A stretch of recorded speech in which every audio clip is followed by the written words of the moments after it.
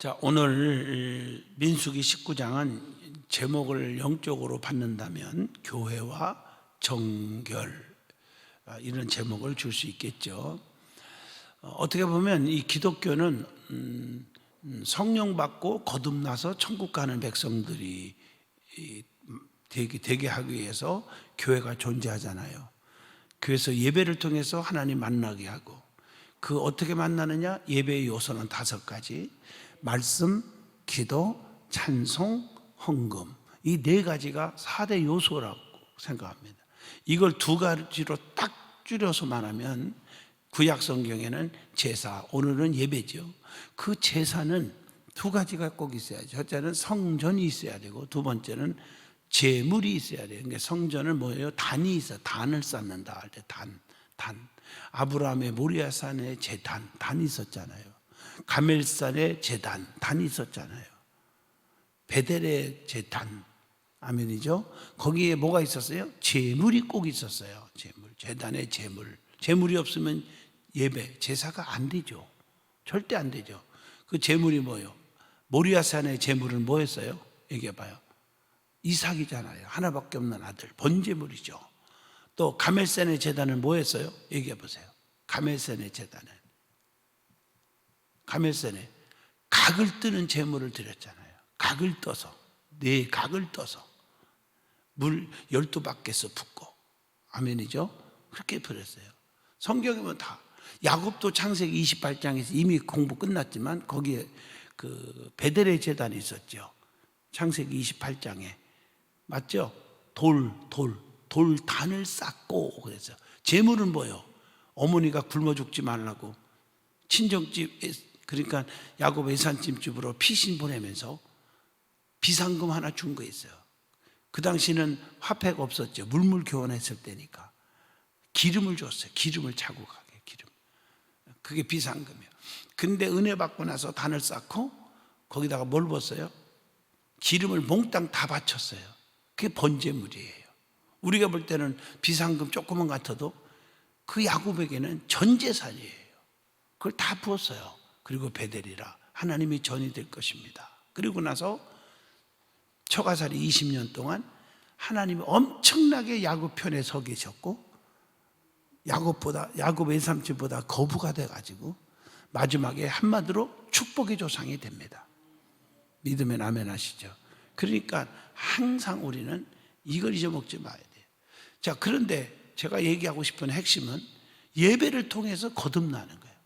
거듭나는 것은 금방 성령 받았다, 거듭났다, 이게 아니고 단계가 많잖아요. 감동, 감화받고, 그 다음에 변화가 일어나고 결단을 하게 되고, 뭐 이런 관계가 있듯이 이걸 뭐라고 그러느냐? 성화의 단계다. 나는 그렇게 생각도 합니다. 성화의 단계.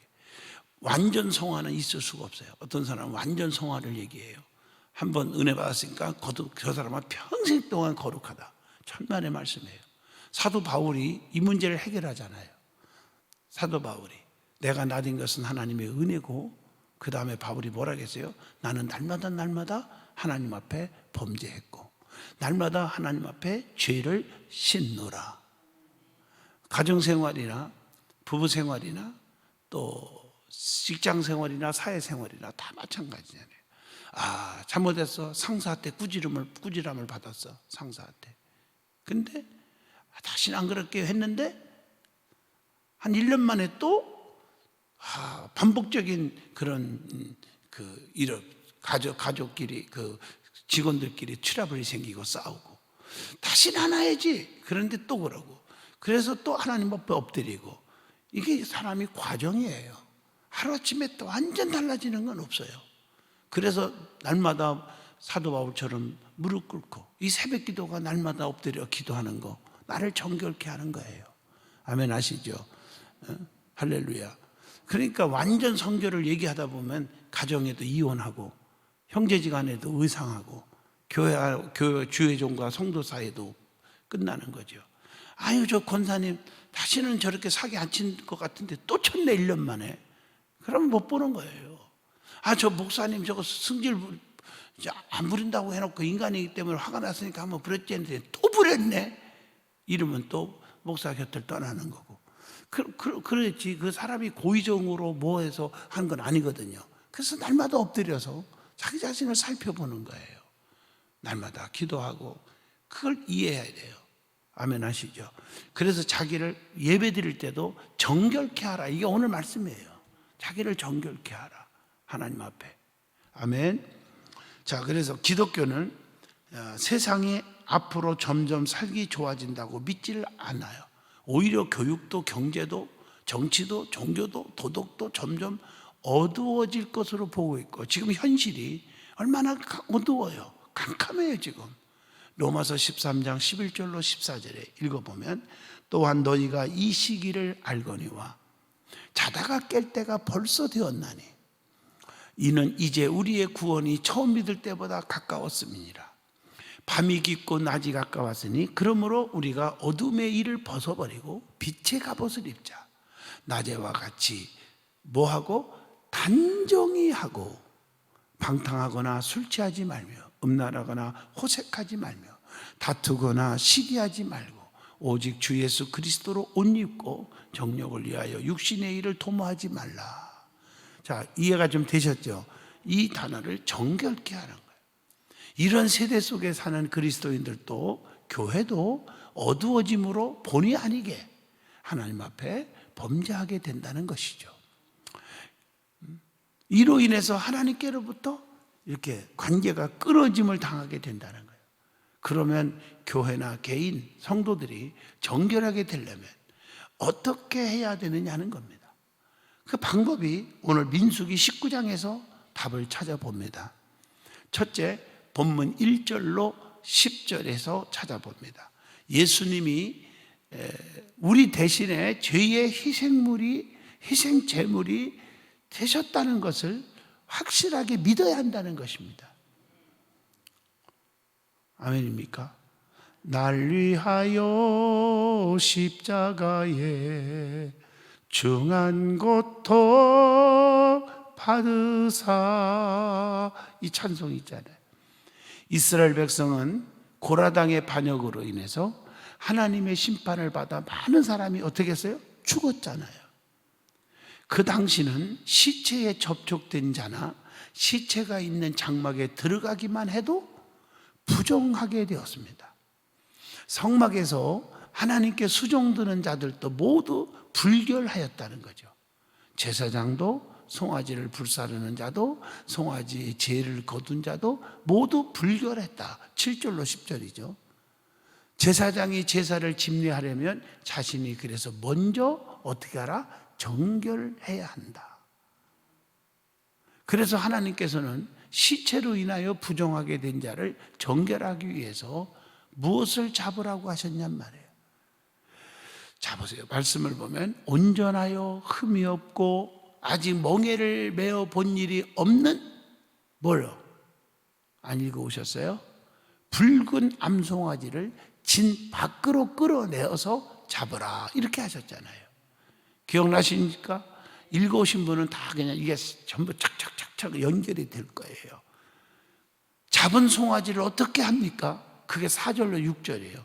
잡은 송아지를 가지고, 자, 제사장 엘르아살은 손가락에 그 피를 찍고 그 피를 해막 앞을 향하여 7번 뿌리고 그 암소를 자기 목전에서 불사르게 하되, 그 가죽과 고기와 또 피와 똥을 불사르게 하고, 동시에 제사장은 백향목과 우슬초와 홍색실을 가져다가 암송아지를 사르는 불 가운데에 던질 것이라, 이렇게 말했단 말이에요. 여기서 이 붉은 암송아지는 잘 들으셔야 돼요. 영적으로 항상 구약과 신약을 연결하자고 그랬잖아요.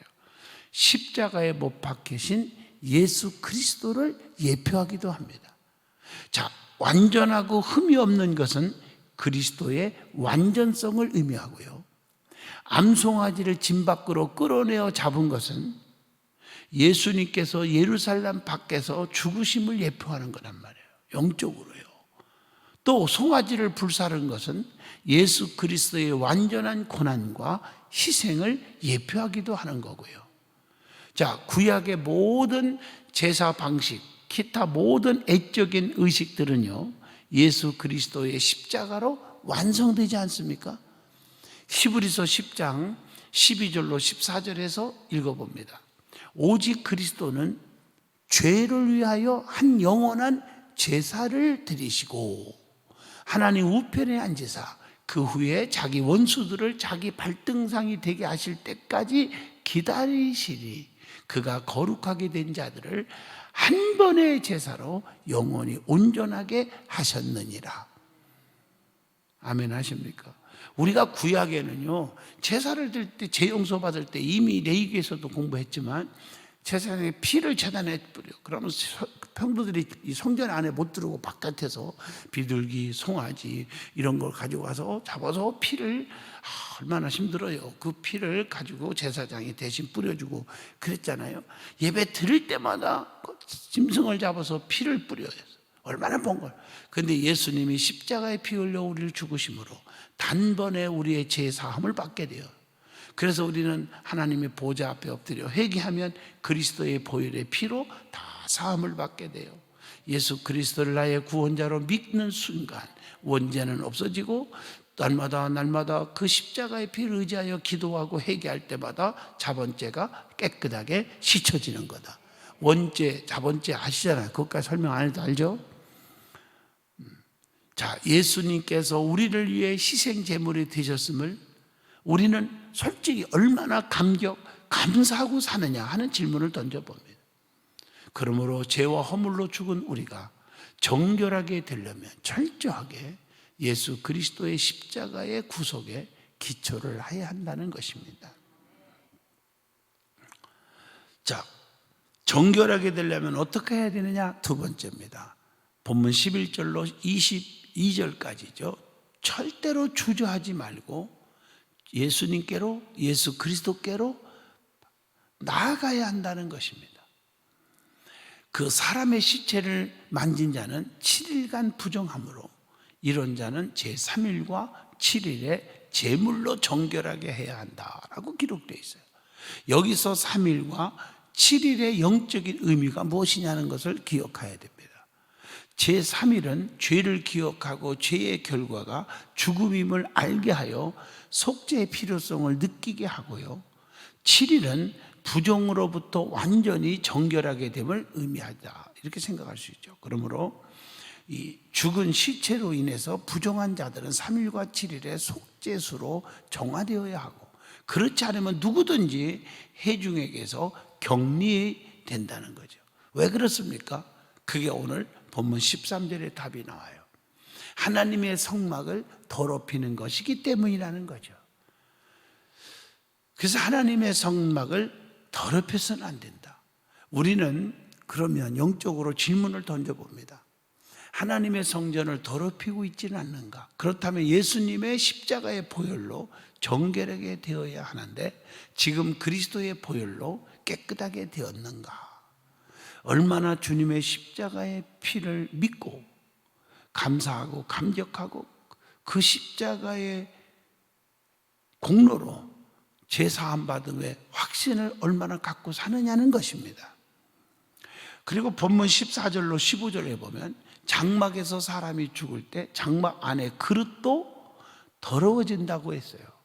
들에서 칼에 죽은 자나 시체, 사람이 뼈나 무덤을 만진 자들도 7일간 부정하다. 16절 좀 딱딱한 문을 19장이지만 그래도 다 통과시킬 수는 없잖아요. 알고 넘어가는 것도 좋은 거예요. 그래서 다 설명하고 있는 거예요. 성경에 나오는 대로. 그 당시에는 죽음은 죄값이라고 생각하여 죽음을 꺼려하게 되었단 말이에요. 그 당시에. 그래서 부정한 자들이 정결하게 되려면 정한 자가 우슬초로 갯물을 찍어서 장막과 기구와 사람에게 뿌림으로 정결하게 되었다. 17절로 19절이죠. 만약 이때도 부정한 자들이 정결하게 되지 않으면 이스라엘이 총회에서 끊어지게 된다, 이렇게 말하고 있어요. 왜 그렇습니까? 20절입니다. 자, 거기 20절을 보면 하나님의 성소를 더럽히기 때문이다 라고 말하죠. 자, 그러면 우리는 이 말씀을 생각하면서 한번 가슴에 손 얹고 우리가 한번 생각을 해봐야 합니다. 우리는 세상에 살면서 시체와 접촉하는 것처럼 많은 불순물과 불순한 것에 접촉하여 오염되지는 않았는가? 참으로 정결하게 되었는가? 두 가지 질문하고 우리가 정결하게 되려면 갈보리 십자가로 나아가야 함을 얼마나 여러분 깨닫고 있는가 하는 것입니다. 자, 예수 그리스도는 우리의 질고를 지고 우리의 슬픔을 당하셨잖아요. 이사야 53장 4절에 보면 그는 실로 우리의 질고를 지고 우리의 슬픔을 당하였거늘 우리는 생각하기를 그는 징벌을 받아 하나님께 맞으며 고난을 당한다 하였노라. 그러면서 5절에 뭐라 했습니까? 그가 찔림은 우리의 허물을 인하며 그가 상함은 우리의 죄악을 인함이라. 그가 징계를 받음으로 우리가 평화를 누리고 그가 채찍에 맞음으로 피 보혈을 흘림으로 우리가 나음을 입었도다. 믿어지면 아멘 하시죠? 나를 위해 이처럼 모진 고난 당하신 예수님을 얼마나 의지하고 있느냐 하는 것입니다. 예수님의 십자가에 피 흘려 죽을 때 그가 무슨 죄가 있어요? 죽을 이유가 없는 분이에요. 저와 여러분의 죄를 다 짊어지고 죽으셨어요. 그런데 많은 사람들은 예수님 앞에 죽여라, 십자가 못 박여 죽여라 죽여라 떠들고 머리에 가시면류관 하나 팍 뒤집어 씌우고 못을 양손 양발에 박으시고 채찍을 가고 쓸개탄 물을 마시게 하고 조롱하고 멸시하고 그런 승원을 다 받아도 참았다. 우리 이 땅에서 고난이 오고 환난을 당하나 십자가를 붙잡고 이기시기를 축복합니다. 십자가를 생각하라는구나. 내게 주어진 십자가가 있구나. 우리의 허물과 죄를 대속하신 예수님은 오늘도 지금도 계속해서 우리를 부르시고 계십니다. 마태복음 11장 28절을 주면서 마치려고 합니다. 수고하고 무거운 짐진 자들아 다 내게로 오라. 내가 너희를 쉬게 하리라. 기도합니다. 거룩하신 하나님, 오늘 민수기 19장을 통해서 정결케 하고 우리를 깨끗게 하는 신앙생활이 중요함을 깨달았습니다. 하나님, 저들이 하나님 앞에 올 때 그 정결한 마음으로 예배드리게 하시고 진정과 신령의 예배를 드리게 하시고 하나님의 그 기쁘신 십자가의 은총을 체험하고 사는, 또 십자가의 은혜를 믿고 확신하는 믿음의 성도들이 되게 하옵소서. 예수님 이름으로 기도합니다. 아멘.